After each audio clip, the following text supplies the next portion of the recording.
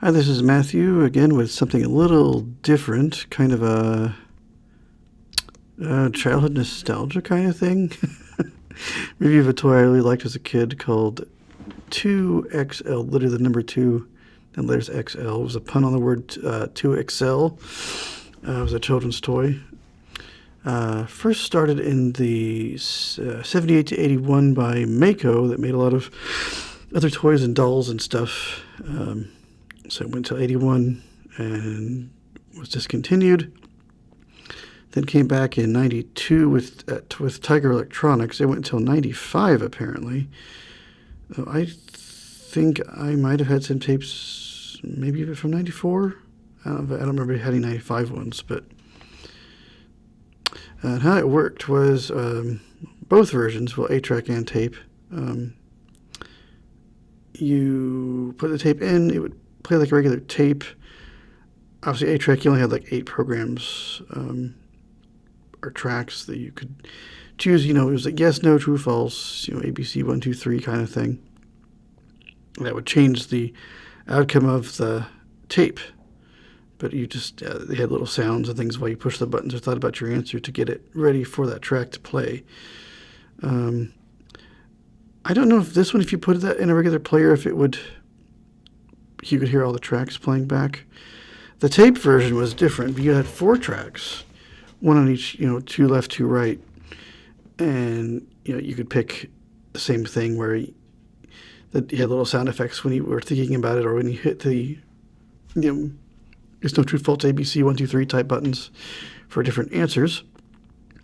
So they were like Choose Your Own Adventures, both of them. And that would give it time for the tape to queue up. That would play the right response. So this one, if you put it in a regular tape player, you would hear both things going at the same time, different tracks and different speakers, obviously. So that was kind of fun. I discovered that, but didn't know what I was listening to. Well, I kind of sort of did.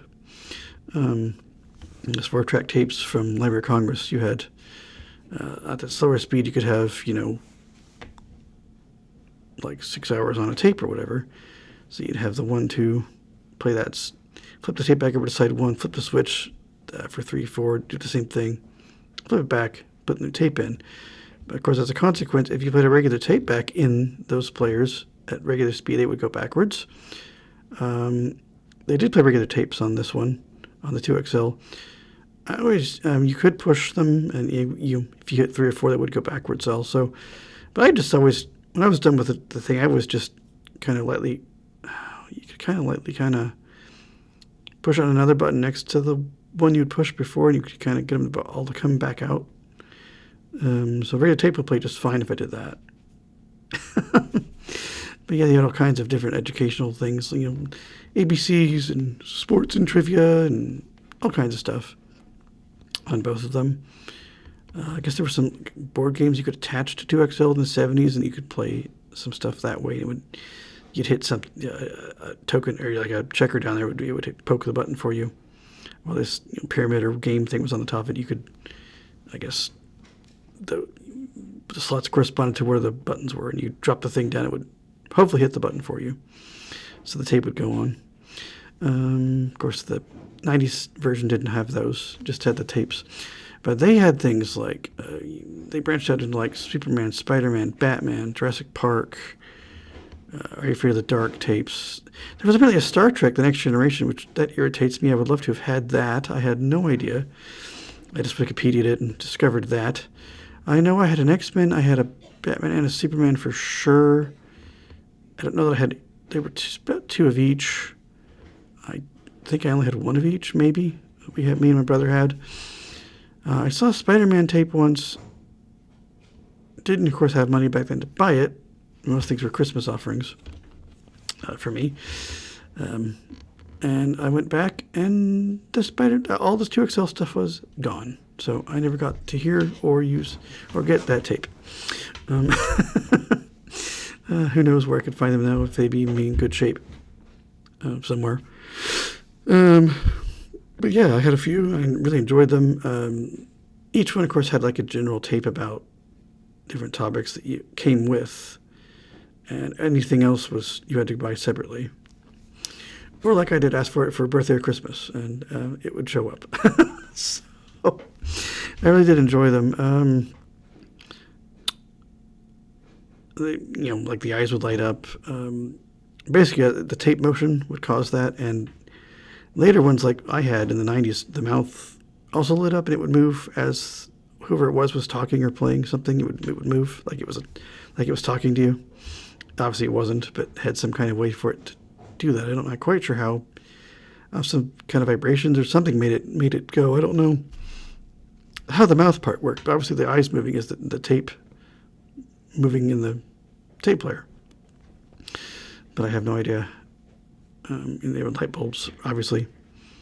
It has never come back. There was a game called Pick Your Brain that Mark Summers from Double Dare hosted. I vaguely remember it, not really as much. Apparently there were some commercials with Michael Jordan, who was the official spokesperson for 2XL at the time. I don't recall any of those. I remember seeing things about him, the toy. I got it for my birthday in 4th grade in 92. Yay. That was fun. We were playing it in the car with people who were going to the movies and stuff. We brought it along. And we were playing with it, and as our friends came in, we were all listening to it and playing the games on the tape there. Yeah, it was fun stuff. I really enjoy it. It's somewhere my mom was in the attic. That toy is somewhere. Hopefully it still works. I don't know. If it does or not, I hope it does. I'd like to find out, but who knows where it's at up there. I'm pretty sure it's still around. But yeah, I enjoyed it. Hopefully others did. I don't know much about the 70s one because I've never seen the 8-track version, but just what I've read about it. And, of course, it was all voiced by a man named Michael Freeman. He was the inventor. I guess he had somebody that had some way to make his voice higher pitched. And, yeah, even if you got answers wrong, he was kind of nice to you and would help you along if you got the button wrong, or even if you didn't push it right. But, of course, similar if you got the right answer, if it all work out. But obviously, you could just play the tape through and just on a regular player, but that'd be kind of weird. You'd have to go through a lot of different other options to get to the thing you were looking for. So, better to have the actual unit and push the buttons to make it go a little bit smoother. But fun stuff. Apparently, he is still alive. He's 78, it seems. Made a lot of other interactive toys and was at some universities and stuff. He apparently also developed the automated phone system that we now have that we all love to hate or whatever. He designed that system. So we have him to thank for their calls, very important to us and stuff.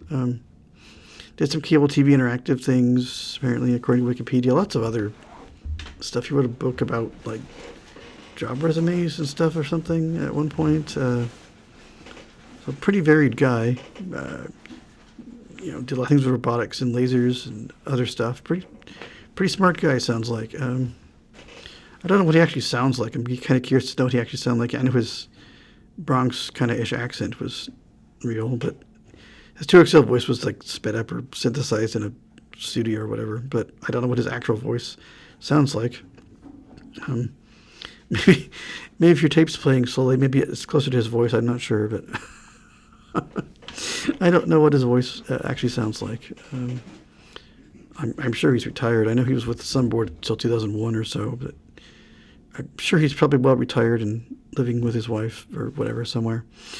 But yeah, thanks to Michael Freeman, we had this cool toy that I really, really enjoyed. And occasionally would use as a regular tape player if I didn't want to pull out my Library of Congress bigger one. He was a little bit smaller, hold him in his hand easier. Yeah.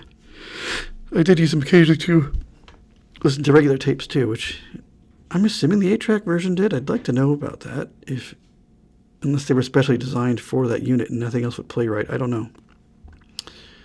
Obviously don't have a way to see the 8-track one. I think it had a few different versions that looked changed a little bit on that one. But yeah, does anybody remember this one? Definitely comment if you do. I keep thinking about him every once in a while, like, I wonder if it still works, or will the tapes play, or... Of course, I don't know how to fix any of that. I'd have to have someone help me fix it, or something. If anyone knows about tape players, I just put tapes in them. I was never smart enough to know anything about them. I've watched other videos about them from other people doing it, but I would not know how.